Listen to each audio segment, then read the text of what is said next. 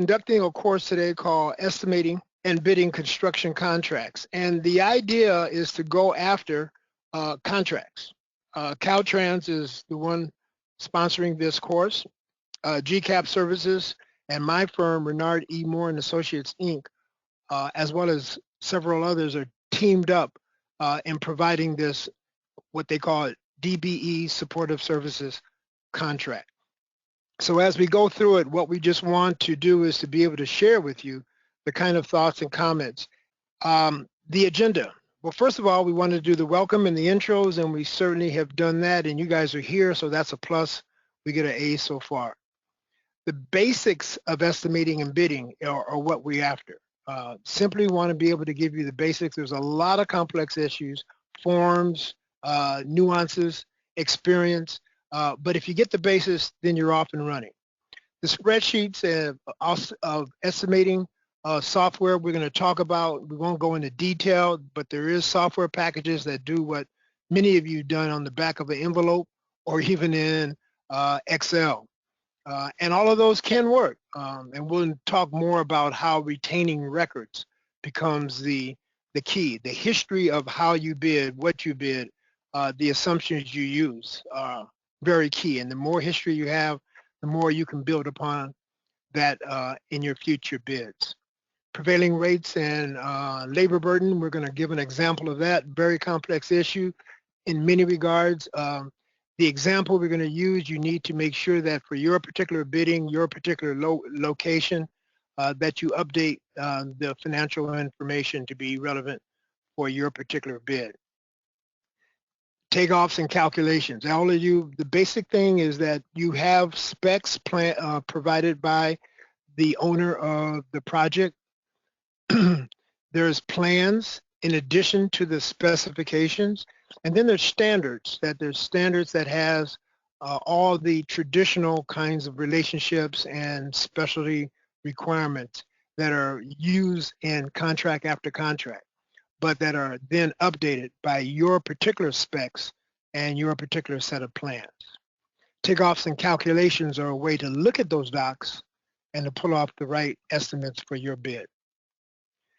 Now, the big thing is that if you start estimating and bidding and you're trying to multitask and somebody rings the doorbell or whatever the interruption might be, you can get distracted, and sometimes you'll carry the wrong zero or you'll drop a number. You got to avoid that. And we're going to talk briefly about that. The idea is to do it well. And now this is a subject dear and precious to each of your hearts. How to maximize your gross profits. The idea is that you want to make as much as you can on a job, but be competitive. But in fact, we'll share and talk some about those as well. The bid proposal. There is a process, and then there's a document. The process is very well documented and very specific. You need to know and understand it, and then you need to make sure that you keep records for your particular elements and your particular bid.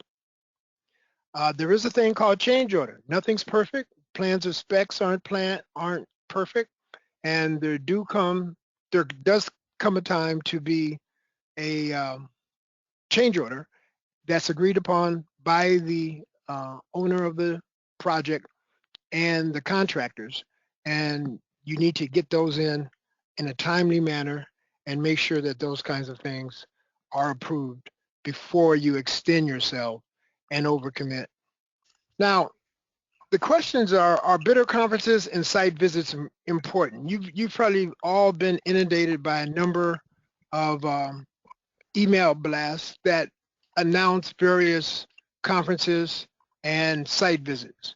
Well, let's just say right now, yes, they are. And there's a lot of reasons, particularly for site clearing and demo, because what cannot be conveyed completely in any plans and specs are all the innuendos and the gives and takes, if I can use that phrase, for the bid. There's always things that are expressed that gives you deeper insight. They may not change anything, but they will give you deeper insights as to elements of the bid.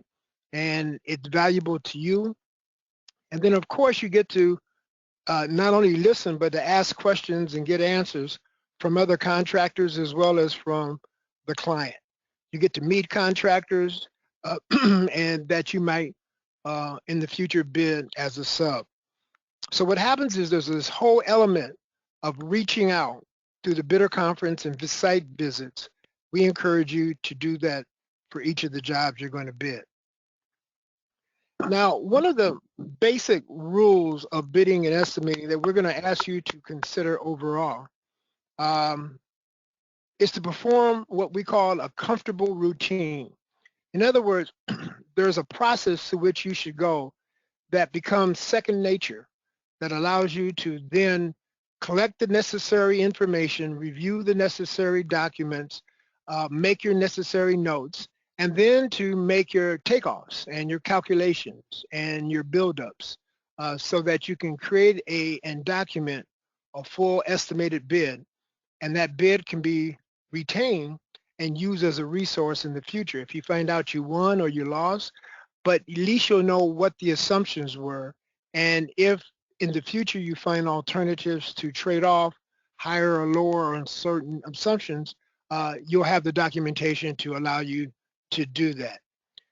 You save time. The cost that's spent for the bid is actually minimized when you actually do use this, what we call comfortable routine.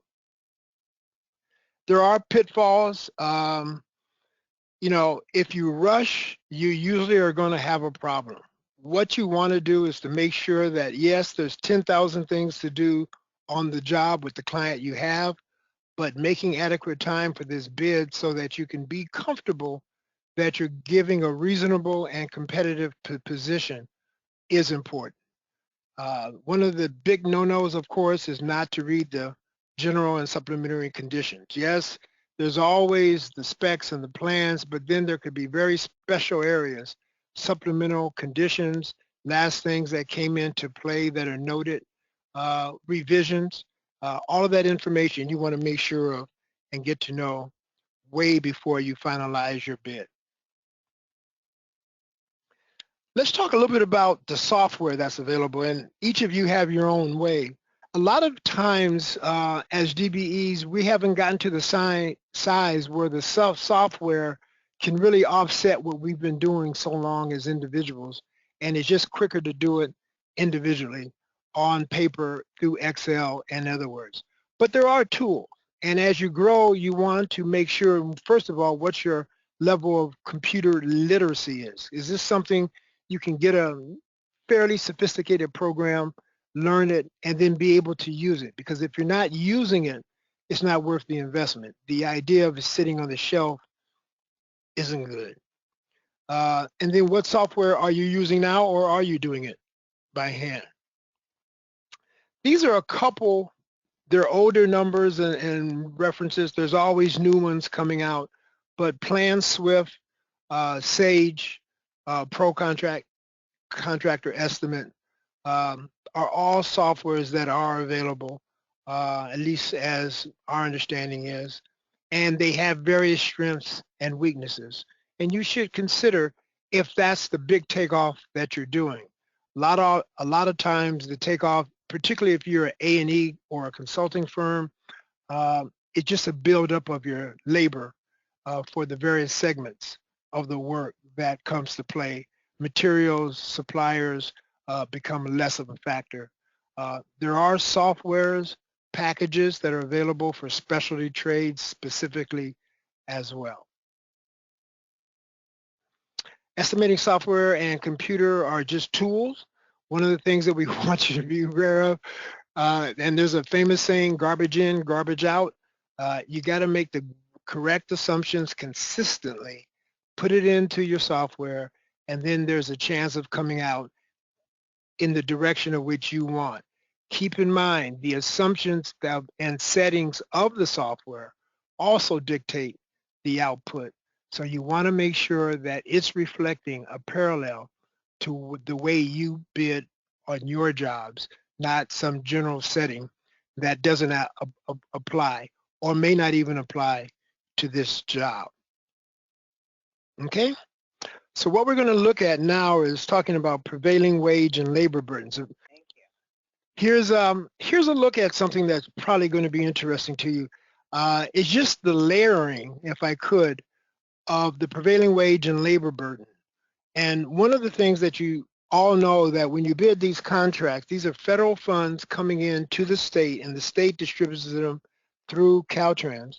And Caltrans has to make sure that the rates are competitive. And if you bid a job, you want it to be competitive, because when they come back and audit you, you don't want to go through the hassles of penalties if they're not correct. This is an example. First of all, this is for a laborer, and there's many different classifications. So you can check the actual prevailing rate schedules, and we just pulled one out to show you an example. Now, what is important is to notice that there's different areas of the state. We have Northern California Area 1, Northern California Area 2, Southern California, and then the San Diego area. The basic is the basic hourly rate that we're looking at here. And in this case, we're going to just use the top line for Southern California, $30.74. But there's a fringe benefit amount on top of that equal to about $18.05.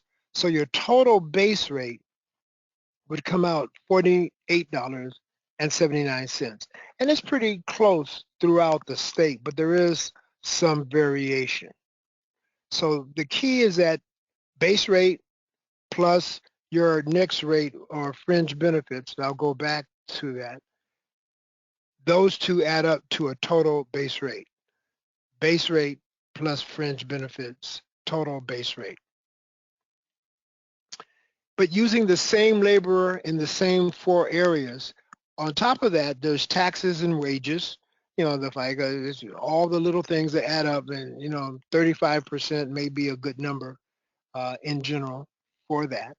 There's a whole workers' comp element that is so many dollars per 100. And for this laborer, it comes out about 8%. And then there's a total laborer's rate for bidding. So what happens is, in addition to the base rate, which we just covered, you would add $17.08 and then $3.90. And if you were to go back and add that to the base rate, which is your $48.79, you come up with a total rate of $69.77. Now, even though this is an example and the numbers that you ultimately need to check and confirm for your particular bid, what is important is to know the layering. There's layers of costs that go on the base rate.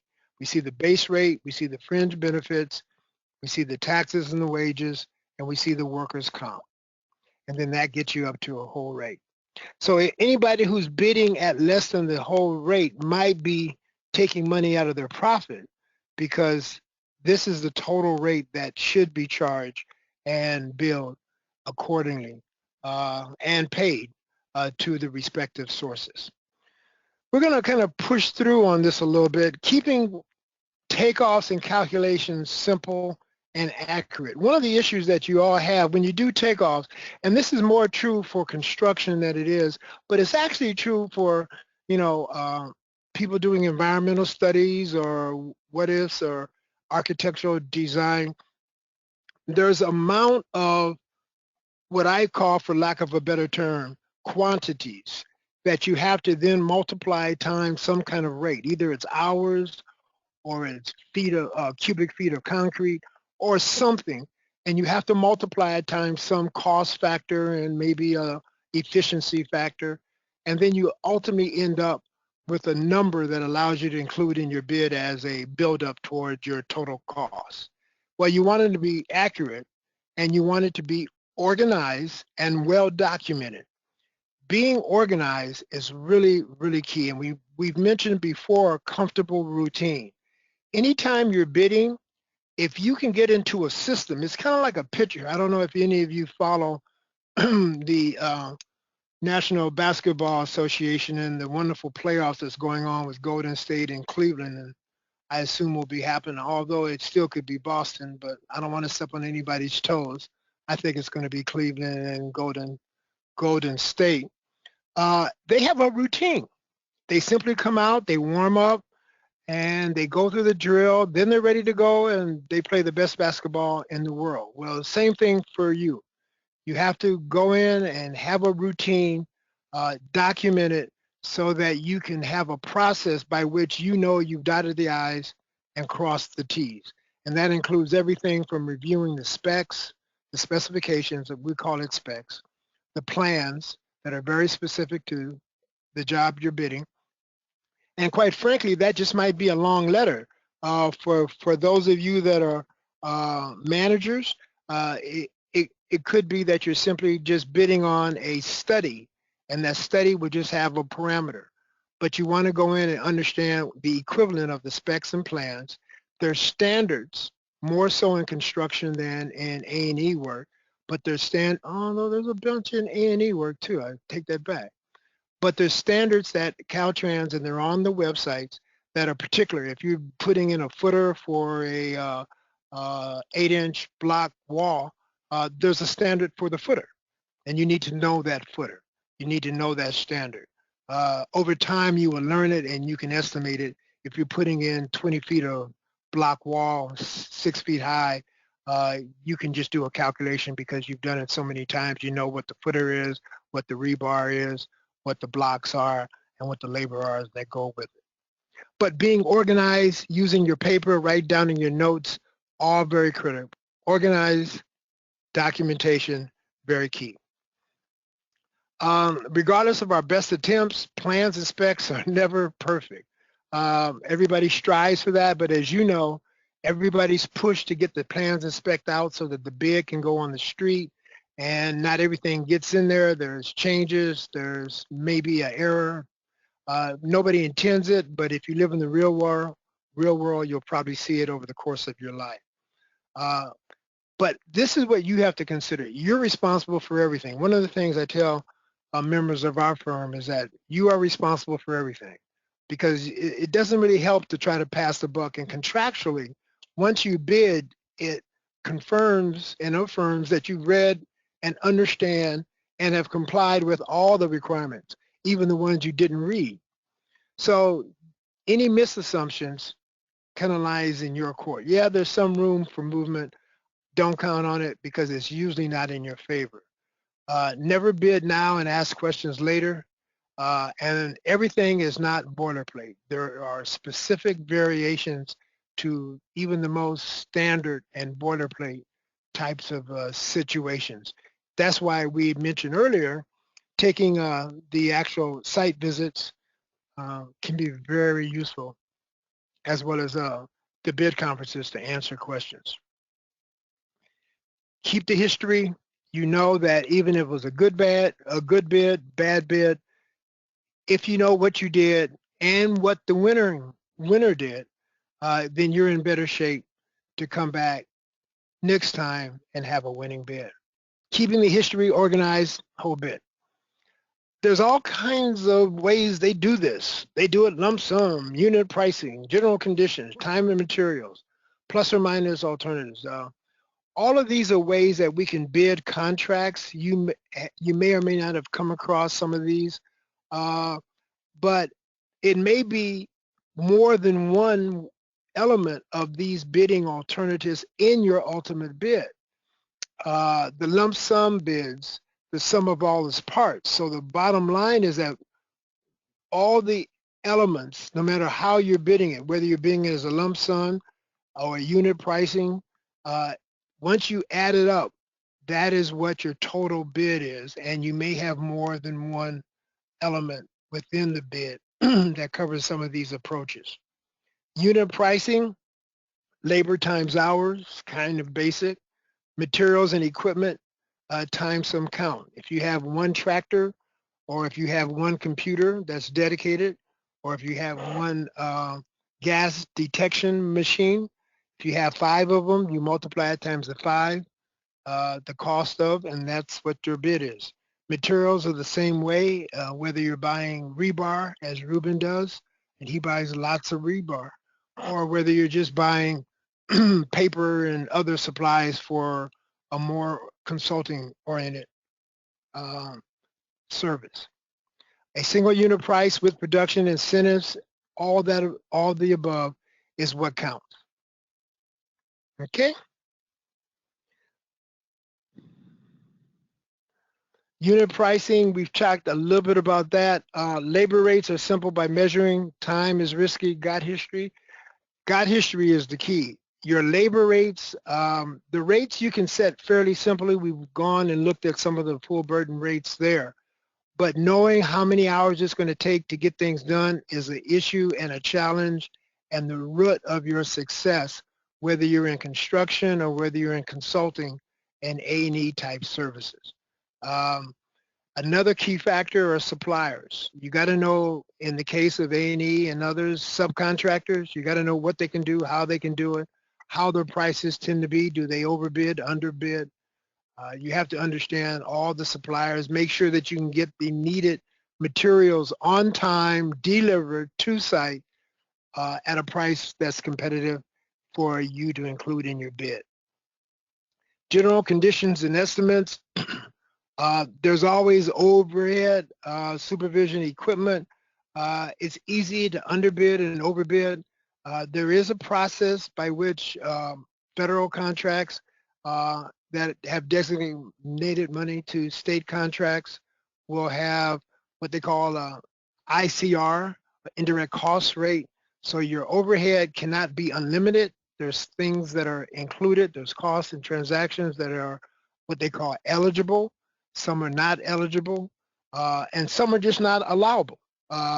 It can be eligible cost for one project and not for another, but some costs are not allowable for any cost or any project. You need to know those. That's something else that we do through our consulting and business development program. Time and material rates, same type of thing. A good example always goes back to putting up the block fence.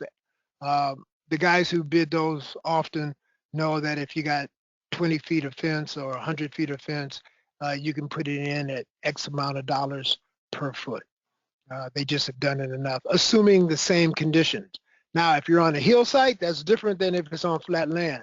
If you have to compact, that's another cost. So you need to be able to be aware of those factors that influence your particular bid.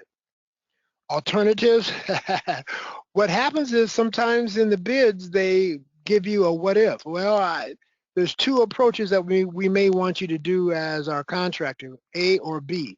Well, that makes more work for you to plan out both options, both alternatives.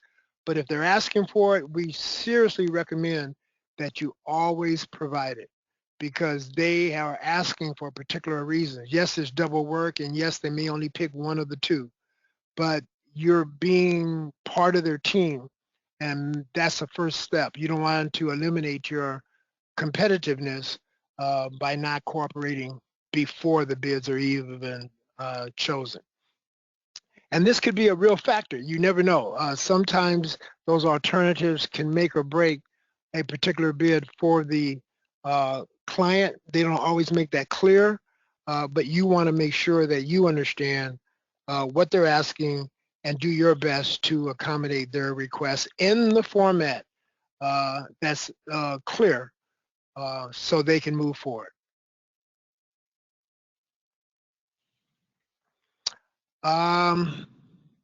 Field production, means and methods.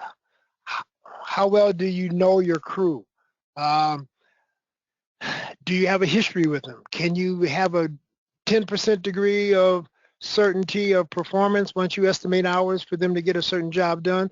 And that goes in the area of professional services as well. If you're doing research, you have to execute so many surveys. If you're doing research on background of the history of various elements of the construction project, you may have to do research. Well, is that going to take them 2 hours or is that going to take them 4? You need to know the people and the crew that is working for you and accommodate. And then adjust if you feel like this is something that may be shorter or longer. That's where you can make or break your bid by knowing your crew, knowing your team, particularly if you have a good history. There's always risk. You want to make sure that the method that you're using matches what's required in the plans and specs, but most important, matches your experience. And once you find a way that you can do and execute that work, you want to make sure that you use it over and over. It makes your bids more accurate, greater chance that you'll be able to pull it off. Not going to say that you shouldn't improve it, because that you should do, but you shouldn't make very large variations in a new bid. If you built it from ground up and you want to build it in this bid from left to right, that's a risk. You may want to go out and build something left to right and then say, I'll include that as my basis instead of building from top to up. I'm just giving broad examples here. Cost controls, same thing. You want to make sure that as you're going through the process that the control of what you anticipated for cost is being executed by your team. Variations there can be a big problem if you catch them too late. The idea is to catch them early and, if at all possible, avoid those variations. Contingencies, yes. You know, if you do not take estimating, you just have to be cognizant that every project has its ups and downs, and there's probably going to be some in this project. And where should you cover for that? Where is your exposure? What is your risk? You minimize it because it could become fat or fluff if it's not necessary, and it could make you less competitive. On the other hand, if you don't put it in, the odds are such that the kind of unforeseen circumstances could come up, and that in fact you will catch yourself short of profit simply because you weren't adequately prepared for something that came up that may or may not even be under your control. How to do that is why there's some people in business and some people are not. You have to know and be able to manage that very productively. Contingencies are real and necessary. If you bid the same job, if there's no variation, maybe it's not. But even then, you got to be careful. If it's something big, it could be a change order and they'll pay for it. But if it's something that's within your spectrum, you want to be able to have it covered. Now, one of the things that we always talk about are these distractions, because inevitably when you're bidding, you'll find that you're interrupted. Very seldom do you sit down and 2 hours later or an hour later have a bid completed and then start your next task. So the idea that you want to work with is the owner estimate wearing too many hats, whereby the interruptions begin and distractions begin to overweigh the bid. You have to learn to be a productive multitasker, yes, but on the other hand, you want to invest what it takes in your business to make sure that you're getting out a true and good estimate. Remember, an estimate becomes a contract. So it's not just a simple I think or I guess or I'll correct it down the road. You're actually contracting with yourself, with your team, with your suppliers, and with the client. Coming back, trying to remember, those are some of the issues that come up.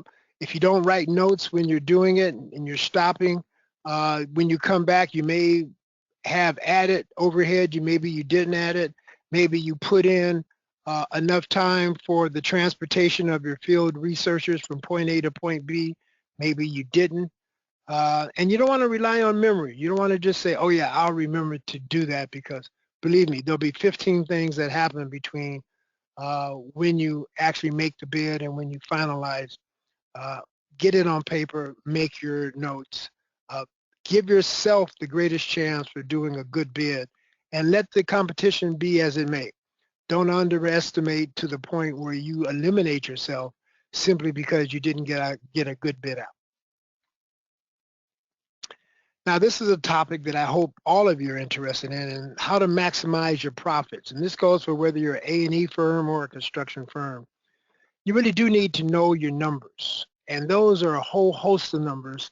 Your overhead, number one, your direct costs, your gross profit, your net profit. The difference being is that for a particular job, you'll have people out there, they'll be doing the direct labor, take away the cost of the materials, which you should be able to estimate, and that can get you a pretty close net profit.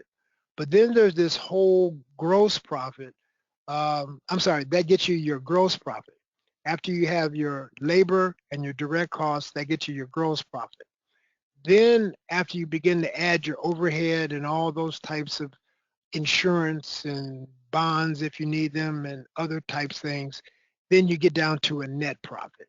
So you need to know it at both levels, because what we call the gross profit is the contribution to your overhead. Whatever you make at the gross line contributes to offset your overhead and ultimately contribute to your profit that ultimately gets you a successful company over time.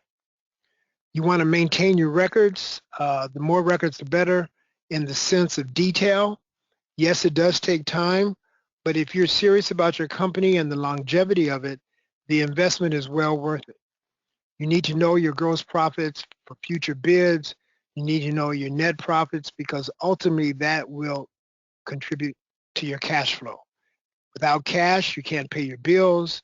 So even if you're making money at the gross profit line, you need to be assured that you're making it at the net profit line after your overhead, so that you can substantiate yourself as a company.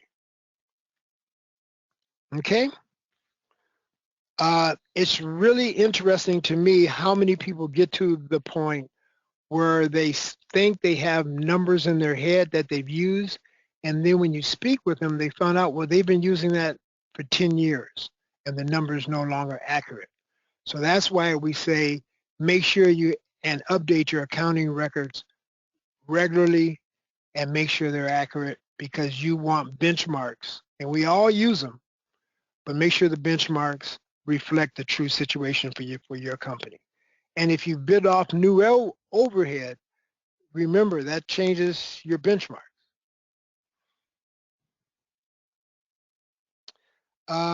Let's go on to the next here. The bid proposal. You know, what we just recommend here is just keep it simple. You don't want to get really, really fancy. I mean, I'm not saying that there can't be nice presentation. There's two different things. But what I'm saying is it should be orderly and simple. If you can understand it, if someone else can understand it, then you're much better off than having something that presents well, but it's not clear as to what you meant. What's included, what's not included, very key. If you're not including something that wasn't clear to you in the bid, or for whatever reason your capability may not have, and you have the option of excluding it, say so. All requested information should be in your bid. They wouldn't ask for it if they weren't going to judge. And what place do you put yourself in if you don't provide it? Check, double check before you submit your bid. Very key. Electronic bidding, there's a lot of going green. What's important is that there is this Planet Bids and others, agencies. There's training webinars like the one we're doing now. You want to visit various websites. You want to get to know the electronic bidding process. It used to be that we had to take the bid down to downtown Los Angeles and have it stamped and all that kind of thing. It's not like that anymore. It's all done. A lot of it's done through the electronic e-bidding process. I encourage you to know about that.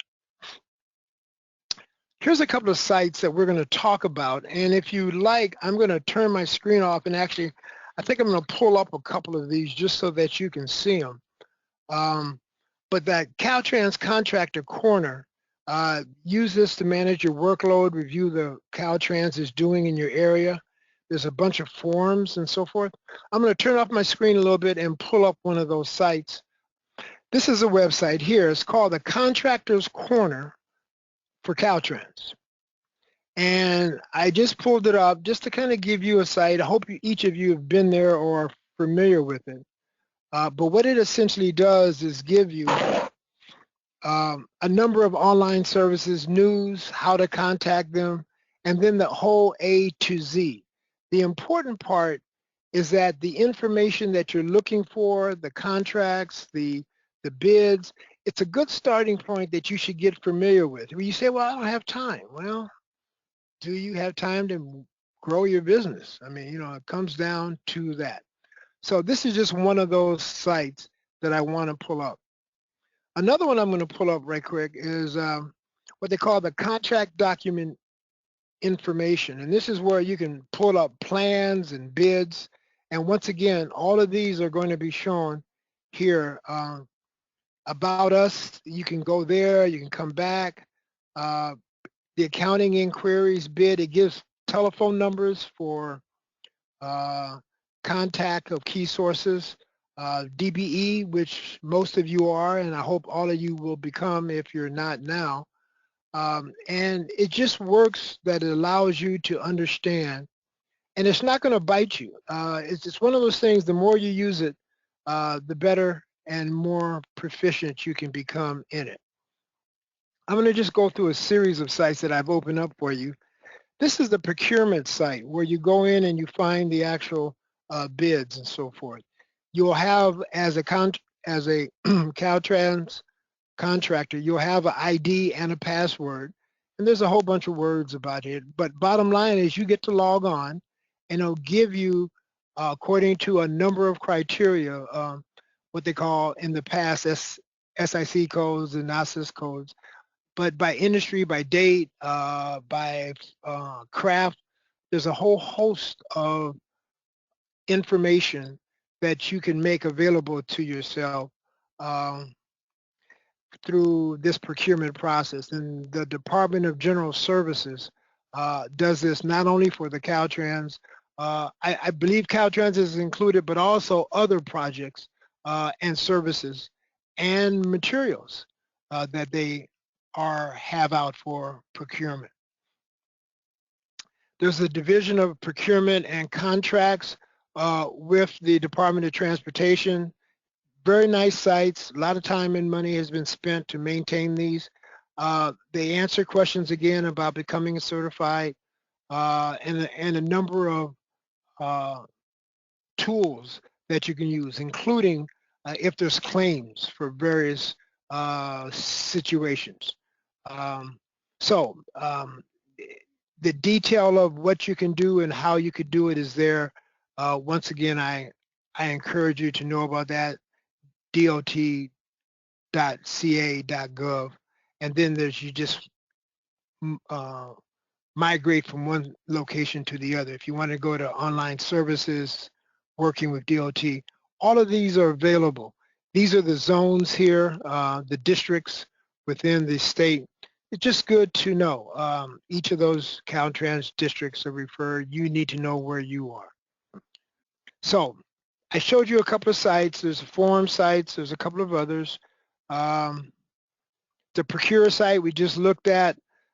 Once again, this is just all the information you need as tools in this bidding and estimating process.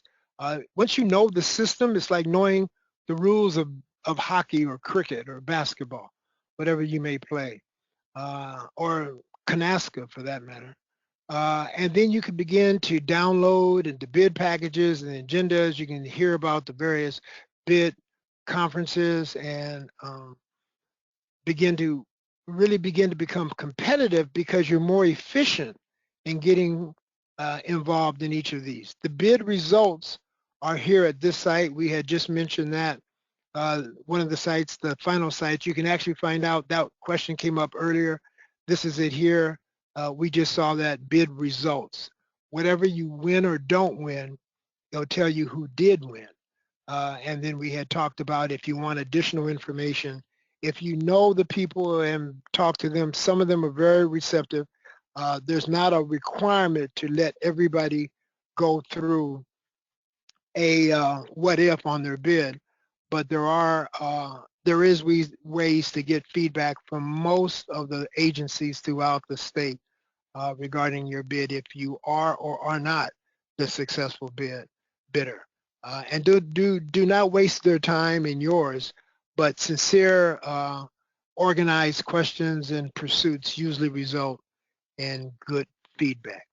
Now, there's this thing called change orders, and that's important too, because no matter when you bid, there could be something that evolves that changes the rules, and that allows you to get additional funds from work that they did not anticipate that you may have to do, or it wasn't intended to do a particular way, so some modification is required.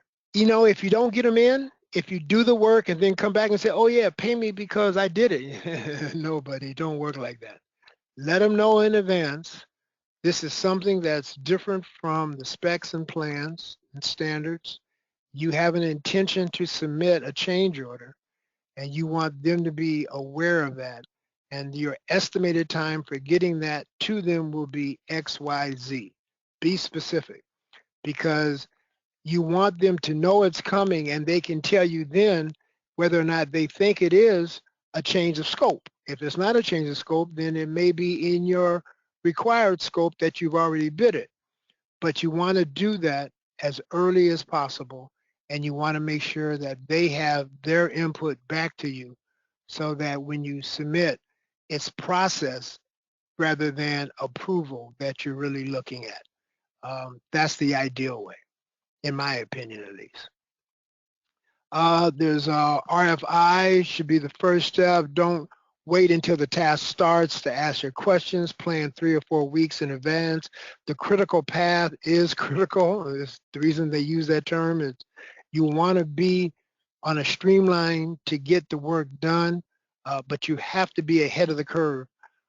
Be a good working relationship, as we've talked about, with your project manager or your superintendent. And you want to be flexible. You know, you don't want to make a killing on a change order, but on the other hand, you want to cover your costs and make a reasonable profit. So the real key is that it's negotiated terms and conditions.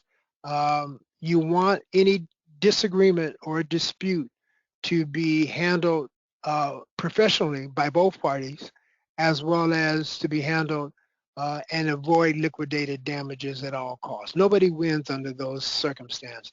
So the more proactive, the more documentation that you can provide, the more upfront lead time you can provide, the greater the chance that everybody's going to be on the same page and come out with a positive outcome for all.